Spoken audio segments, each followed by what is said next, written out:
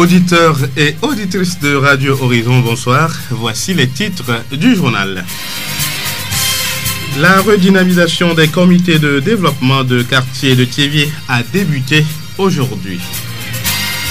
Dans ce journal, nous allons parler de l'importance des documents d'identification. Que fait la direction préfectorale de l'action sociale du ZIO contre la maltraitance des enfants? Les réponses dans cette édition.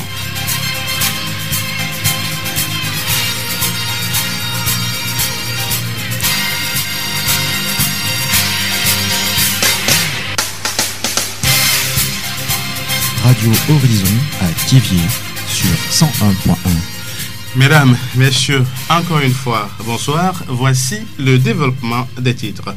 Les membres du syndicat national des couturiers du Togo, section ZIO, ont été sensibilisés mardi à Thiévié sur les causes, les conséquences et les moyens de prévention contre le mariage précoce des enfants. Cette initiative de la direction préfectorale de l'action sociale du ZIO s'inscrit dans le cadre de la commémoration de la journée de l'enfant africain, célébrée chaque 16 juin dans le monde. Madame Monti Essi, directrice préfectorale de l'action sociale ZIO.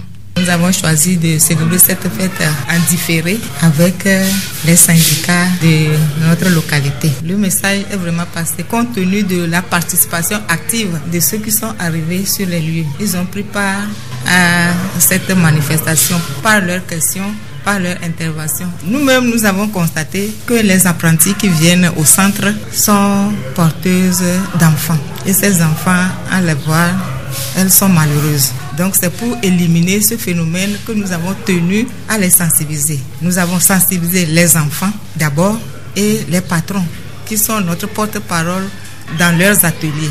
Écoutons Madame Akin Thérèse, vice-présidente du syndicat national des couturiers du Togo, section ZIO. Je suis vraiment impressionnée cet après-midi sur le thème mariage précoce des jeunes filles en Afrique. Je voulais tout d'abord remercier le bureau préfectoral de l'action sociale parce qu'il a vraiment pensé à nous, les tailleurs et couturiers. Maintenant, dans nos ateliers, nos filles apprenties, on a signé mademoiselle, mais à ces jours, elles sont tous devenues des madames. Et en devenant ces madames, elles n'accélèrent plus leur métier qu'elles sont venues pour apprendre. Donc, sur ce thème, je pense que nous allons les sensibiliser vraiment. Tout d'abord, nous allons collaborer avec eux, les prendre comme nos sœurs ou bien nos filles, les enseigner à ce qui concerne les conséquences que donne le mariage précoce. Accélérons les efforts contre le mariage des enfants, c'est le thème retenu pour la célébration de la journée de l'enfant africain cette année. Le bureau de l'action sociale rappelle à toute la population que son numéro vert le 1011 est accessible pour signaler tout cas de violence envers les enfants. Quelles sont alors les démarches qu'entreprend le service de l'action sociale lorsqu'un cas de maltraitance ou de violence sur enfant leur est signalé?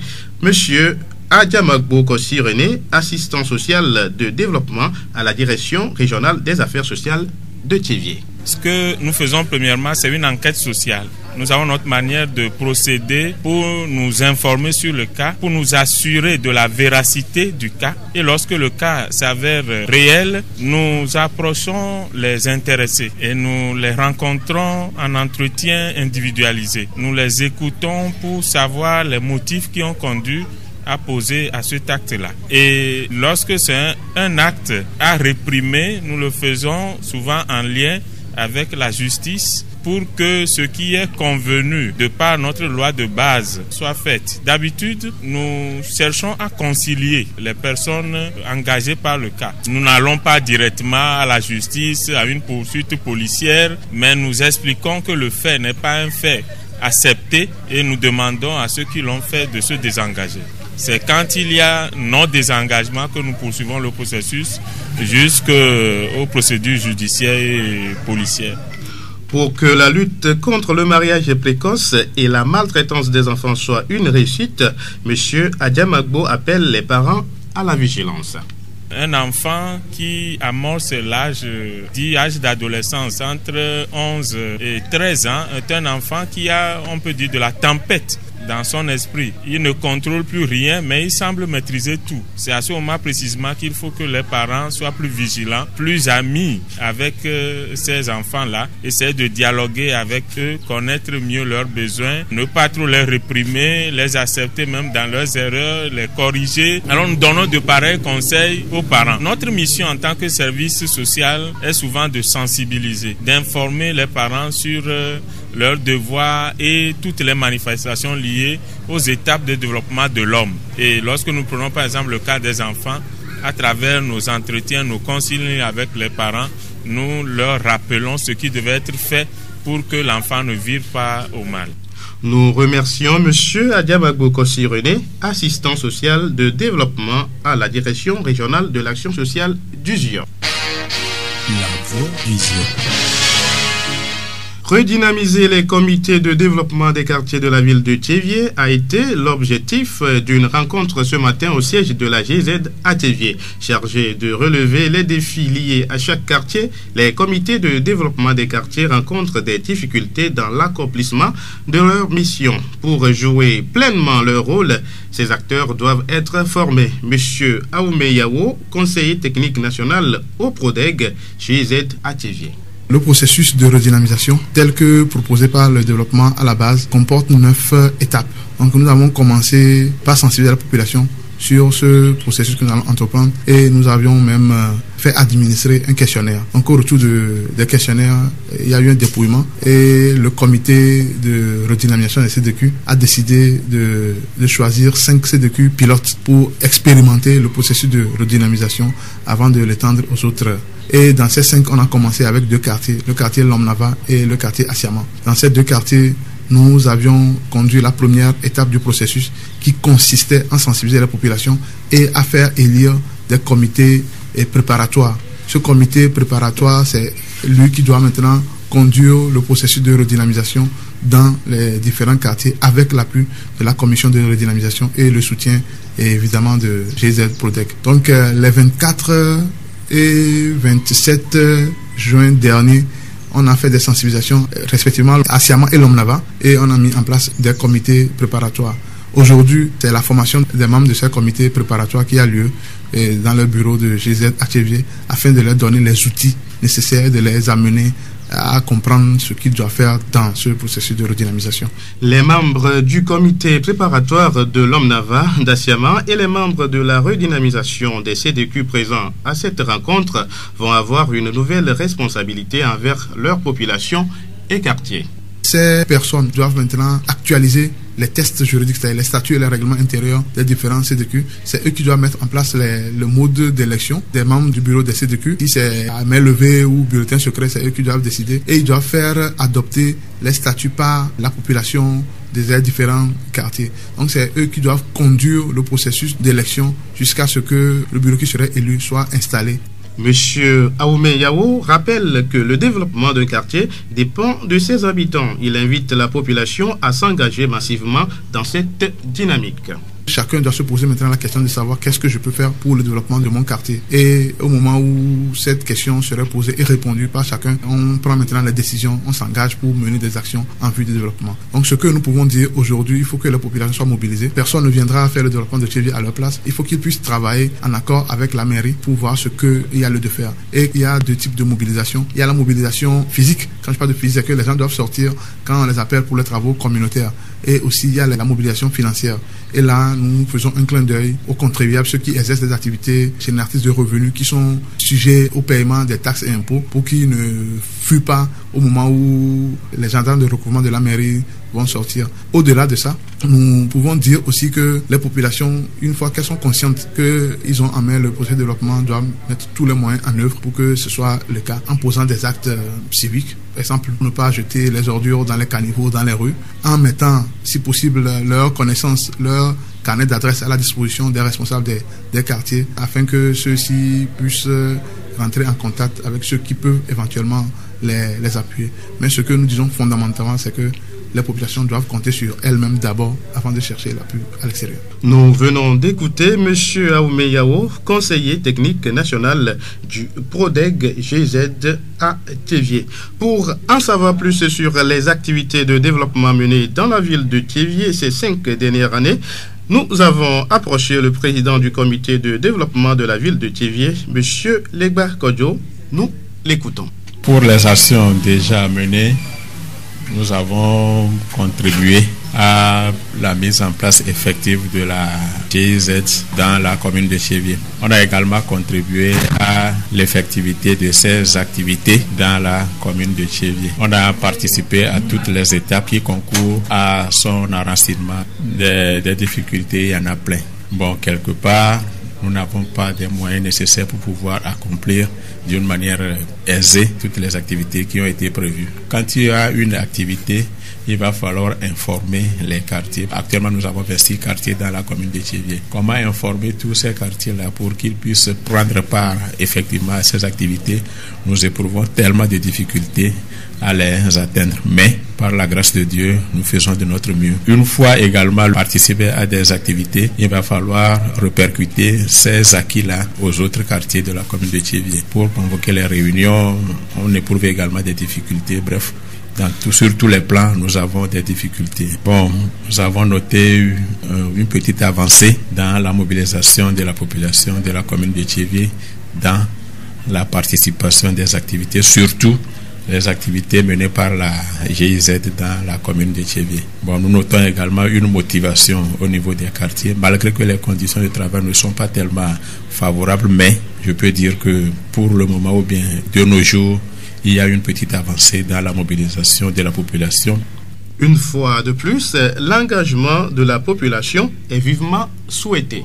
L'appel que nous pouvons lancer à la population de la commune de Thiévié, c'est d'essayer de faire une distinction entre la politique et le développement. Nous demandons à la population de ne pas voir la personne qui amène l'idée ou bien qui émet l'idée, mais c'est de voir l'action proposée par la personne. Et quand nous voyons que l'action proposée par la personne est salutaire, il faut que tout le monde s'y mette pour le bien de notre commune qui est Thiévié. Donc, essayons de mettre à côté les petits différends qui minent notre population et d'œuvrer, de contribuer à une mobilisation pour les actions de développement dans la commune. Monsieur Legba Kodjo, président du comité de développement de la ville de Thiévié. La voix du Zion. La question du journal. Pourquoi devons-nous avoir des documents d'identification?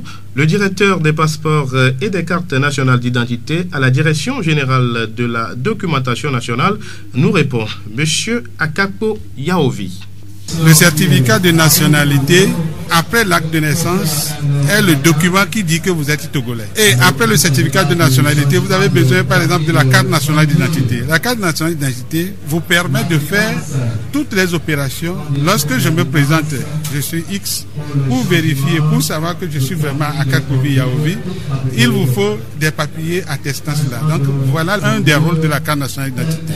Le passeport est un document de voyage imposé par l'Organisation internationale de l'aviation civile, communément appelée l'OACI. Vous ne pouvez pas rentrer dans l'avion pour aller dans un pays tiers sans montrer le document de voyage appelé passeport. Si vous avez un terrain c'est comme un enfant. Un enfant qui est né doit avoir un acte de naissance. Le terrain doit avoir un titre foncier. Si vous avez une moto, disons un véhicule doit avoir une identité.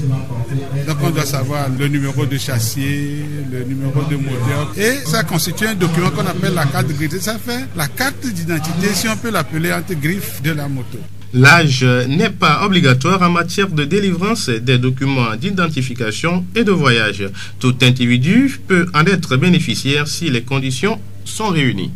Un enfant qui est né aujourd'hui, on doit voyager avec lui, avec un passeport. Auparavant, on mettait l'enfant dans le passeport de sa mère ou dans le passeport de son père. Mais l'OACI, depuis un bon moment, a refusé la pratique et tout enfant doit avoir son document de voyage. Par rapport à ça, un enfant qui est né aujourd'hui, on peut lui faire le certificat de nationalité, on peut lui faire la carte nationale d'identité, on peut lui faire le passeport. Les documents d'identité aident beaucoup. Quelqu'un qui conduit une moto et qui tombe, il appartient à une communauté identité à une famille, à un clan.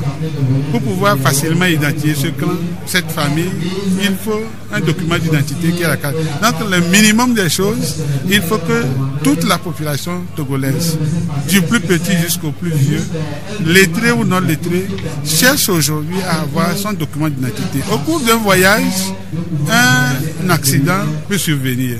Lorsqu'un accident arrive, il faut qu'on sache mettre une identité derrière la personne. Même sur la carte nationale d'identité, il y a le groupe sanguin. Le groupe sanguin, lorsque vous avez prouvé ça, et c'est écrit sur la carte, il n'y a pas d'erreur là-dessus, lorsque vous perdez du sang dans un accident ou bien dans une maladie et qu'il faille qu'on vous mette du sang, immédiatement, on n'est pas obligé d'aller prélever votre sang, aller faire l'analyse d'abord avant de vous faire l'infusion. Tout ce temps perdu peut être fatal pour la personne. L'acte de naissance est également d'une grande utilité. Monsieur Loglo Bruno, président de la délégation spéciale de la commune de Thiévié. La première pièce d'un homme ou d'une femme ou bien d'un humain, c'est la naissance. C'est la naissance qui ouvre les portes à d'autres pièces. La déclaration de naissance est établie dès la naissance à l'hôpital et nous passons à l'acte. Quand on nous approche avec cette pièce de l'hôpital, nous passons à l'acte, c'est-à-dire que nous commençons déjà par remplir les 5 volets de l'acte de naissance. Le parent doit venir avec la naissance, c'est-à-dire la naissance du père, pour qu'on s'assure qu'effectivement l'enfant émane de ce père. Loglo Bruno, président de la délégation spéciale de la commune de Thiévié.